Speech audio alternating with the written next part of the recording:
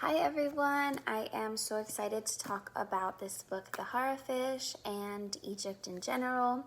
So welcome again to my channel, Around the World in 100 Books.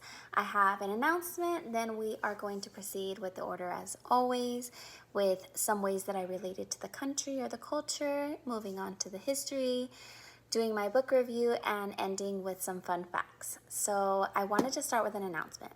I did not realize, while it sounded great to say Around the World in 100 Books, how long it would take me to read these novels. Therefore, I am going to switch to Around the World in 50 books and aim to finish by the end of this year, which is still pretty challenging. That ends up being about one novel a week. So thank you again for your patience with my editing skills, and it takes me forever to edit these videos because I'm not super great at it, but that's okay. So let's go ahead and get started about Egypt. So ways I related. Number one would be it's a really strong faith. So the main religion in Egypt is Islam, and the book talks a lot about their connection to religion, and everything I found out about Egypt is very strongly connected to that religion as well. So that just related to me. I'm Catholic, but I feel very strongly in my faith, and in Mexico you can find a big population of the majority of the population is Catholic. So number two would be the big emphasis on tradition. So the book is about like small towns in across Egypt. So it just reminded me of like my small town in Mexico, and about how, like, little things like you care about appearances and you're also really tight knit and all that. And number three would be that they are also very community oriented in these towns, right? So I'm starting to find that maybe it's just an American thing that we're really individualistic here, because a lot of other cultures I've read about now are kind of like that. So seems really cool to just be like, help a human. So I hope that we progress to that. All right, so let's get into the history. I am sure so many people know about like the pyramids, the hieroglyphics, all that you get taught in school and is super cool. So their history is super rich.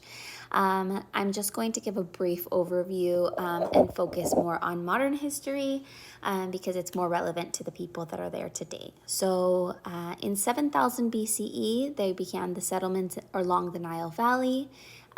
This is when, starting to have like hieroglyphics, pyramids, pharaohs, yada yada. In 669 BCE come the Assyrians, the Persians, and Alexander the Great to bring Roman rule. So in 30 BCE, Cleopatra VII commits suicide, and she is the last pharaoh of Egypt. In 33 CE, Christianity comes to Egypt until 642, where there is Arab rule. In 1517, the Ottoman Empire comes in. That's when where Islam starts becoming more prevalent. Between 1859 and 1869, the Suez Canal is built, introducing British rule over a part of the country. In 1882, the British officially take over Egypt. In 1922, under King Fuad I, Egypt regains limited independence, until about 25 years later, 1948, where Egypt, along with Iraq, Jordan, and Syria, attacked the new state of Israel, uniting them and against Zionism. In 1952, the Egyptian Revolution, led by the Free Officers Movement, which included prominent figures like Gamal Abdel Nasser and Anwar Sadat, resulted in the overthrow of King Farouk and the establishment of the Republic of Egypt. The new government pursued a socialist agenda, including land reform, nationalization of key industries, and social welfare programs. In 1956, so about 4 years later, the Suez Canal is nationalized by Egypt, leading to a military intervention by Britain, France, and Israel. But it ultimately resulted in Egypt retaining the control of this canal. This canal is still a very controversial trial. In 1958, Egypt and Syria unite to form the United Arab Republic, which lasts up until 1961, about 3 years later. The UAR also pursued socialist policies aiming at modernizing the economy and redistributing the wealth. In 1967 was the Six-Day War, where Egypt suffered a devastating defeat against Israel, losing the Sinai Peninsula, the Gaza Strip, and the Golan Heights. In 1973, Yom Kippur War, where Egypt launched a surprise attack against Israel to regain territory lost in 1967. 5 years later, in 1978, there were the Camp David Accords, where Egypt and Israel signed a peace treaty brokered by the United States, leading to the return of the Sinai Peninsula for Egyptian control. As we know, Israel still has control over the Gaza Strip in occupied Palestine.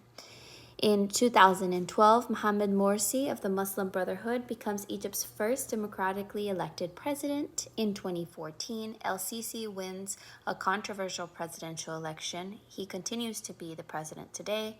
In 2020, what happened was Egypt's parliament approved constitutional amendments that would allow Sisi to remain in power up until 2030. Present-day Egypt continues to face challenges related to political stability, human rights issues, economic development, and security concerns, including conflicts in the Sinai Peninsula and political oppression to the government. But yeah, let's move on to the book. So I read The Harafish by Naguib Mahfouz. I'm really sorry if I'm butchering that. He is the first native Arabic speaker to win the Nobel for Literature, awarded to him in 1988. This specific book, The Harafish, is a domestic fiction novel published in 1977.